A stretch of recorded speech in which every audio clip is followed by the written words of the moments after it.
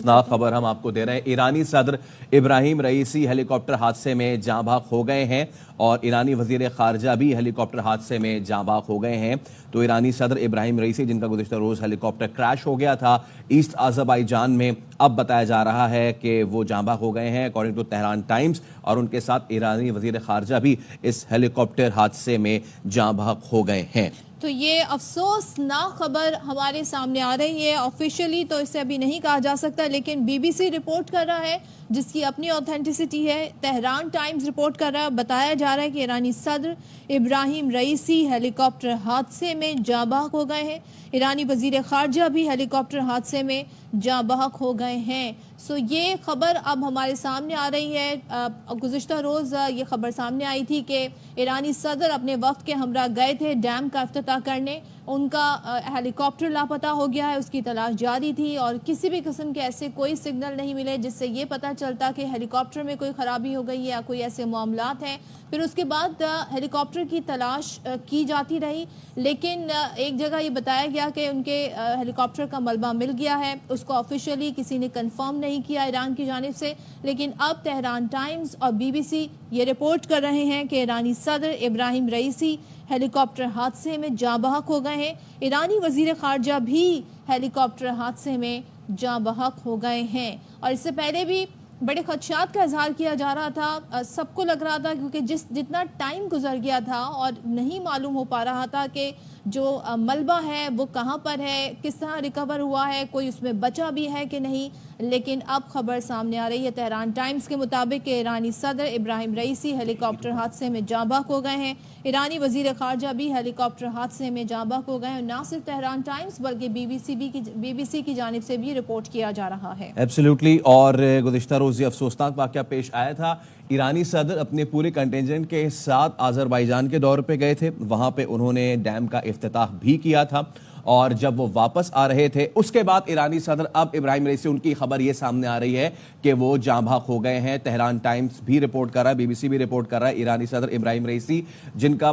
جو ہیلی کاپٹر تھا وہ کریش کیا، اور کریش کرنے کے بعد یہ ملبہ جو تھا وہ 16 گھنٹے بعد اس کو آئیڈینٹیفائی کیا گیا، کیونکہ موسم کی بھی خرابی تھی، دشوار گزار علاقہ بھی تھا، لیکن اس کے بعد جب یہ ملبہ ملا ہے تو ایرانی ہلال احمر نے بتایا کہ ریسکیو ٹیمز جو ہے وہ تباہ ہونے والے ہیلی کاپٹر کے ملبے تک پہلے پہنچی، اور اس کے بعد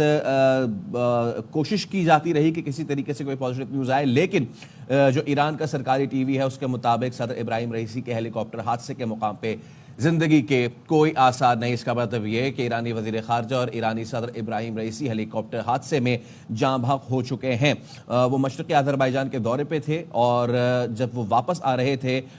تو یہ افسوسناک واقعہ پیش آیا ہے، اور اب بتایا جا رہا ہے کہ جو ہیلی کاپٹر حادثے کا شکار ہوا جس میں صدر ابراہیم رئیسی اور وزیر خارجہ حسین امیر عبداللہیان سوار تھے، اطلاعات اب یہ ہے کہ دونوں جاں بحق ہو چکے ہیں۔ بہت ہی افسوسناک خبر ہم آپ کو دے رہے ہیں، اور بتایا جا رہا تھا کہ رئیسی جو ہے وہ ایران کے شہر واپس جو ہے تبریز جا رہے تھے، اور وہ ایران اور آذربائیجان کے سرحدی علاقے سے واپس لوٹ رہے تھے، اور نہ صرف یہ بلکہ انہوں نے مشرقی آذربائیجان کے دورے پر آذربائیجانی صدر کے ساتھ مل کے ایک ڈیم کا افتتاح بھی کیا تھا، لیکن واپسی پہ یہ افسوسناک واقعہ پیش آیا ہے۔ ڈیم کا افتتاح کرنے کے بعد وہ واپس تہران آ رہے تھے، ان کے قافلے میں 3 ہیلی کاپٹر تھے، ساتھ میں ان کا وفد بھی تھا۔ تبریز جا کے پھر تہران واپس آنا۔ ایرانی وزیر